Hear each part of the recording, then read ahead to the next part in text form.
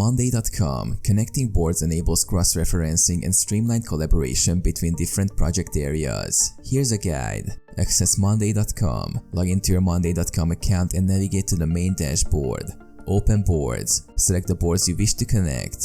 These might be related to different projects, teams, or tasks. Utilize dependencies. Use dependencies within each board to link items. Dependencies establish relationships between tasks or elements within the same board. Create links between boards. Monday.com offers various features to connect boards. One way is by using the Connect Boards feature, typically found in the board setting or through the integration section.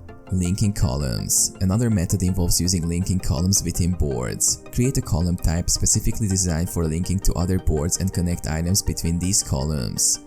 Establish relationships. Establish relationships between items or tasks on different boards by using unique identifiers or tags that allow easy cross-referencing.